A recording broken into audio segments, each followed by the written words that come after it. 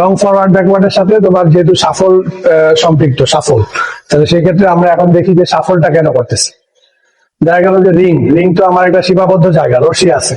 তো এখন দেখা গেল যে আমি ওই লং ফরওয়ার্ড ব্যাকওয়ার্ড করতেছে, লং ব্যাকওয়ার্ডে যাচ্ছে, আমি ওকে পুশ করতেছি, ব্যাকওয়ার্ডে যাচ্ছে, একটা পর্যায়ে গিয়ে বের হয়ে যেতে হবে, আবার যাবে, আবার আরেকদিকে বের হয়ে যাবে।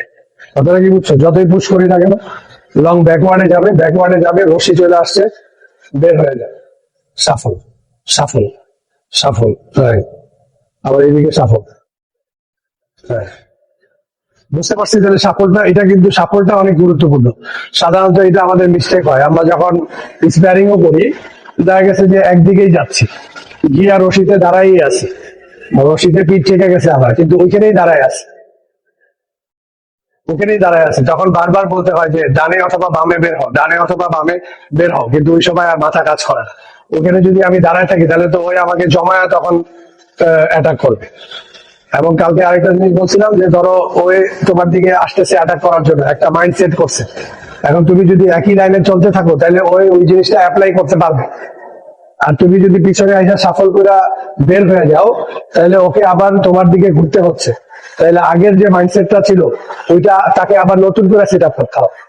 ধরো আমি একটা উদ্দেশ্য নিয়ে ওর দিকে যাচ্ছি, এখন ওই বাইরে হয়ে গেছে, এখন আমি আবার ঘুরলে কিন্তু আমার আগের সেট আপটা নষ্ট হয়ে গেছে, এখন আমি আবার ওর দিকে ঘুরলে আবার আমাকে নতুন করে সেট আপ করতে হবে। এমনকি যখন আমি ঘুরবো ওর দিকে তখন আমি অপ্রস্তুত, তখন চাইলে ওই আমাকে পাল্টা কোনো একটা ব্যবস্থা নিতে পারে। যে সাফল করলো, তুমি যে সাফল করলা, ব্যাকওয়ার্ডে গেলা, গিয়া সাফল করলে দুইটা জিনিস হলো, একটা হচ্ছে যে ওই যে মাইন্ডসেট ছিল সেই মাইন্ডসেটটা কাজ করলো না, তাকে আবার নতুন করে সেট আপ করতে হবে। কিন্তু তুমি এদিকে ঘোরার কারণে ওই যখন আবার তোমার দিকে ঘুরবে তখন তুমি ওকে আবার অপ্রস্তুত অবস্থায় পাবো। ওই সময়টায় তুমি যদি সচেতন থাকো তাহলে দেখা যাবে যে তুমি পাল্টা কাউন্টার দিয়ে দিতে পারো। যদিও তুমি ব্যাকফুটে ছিল,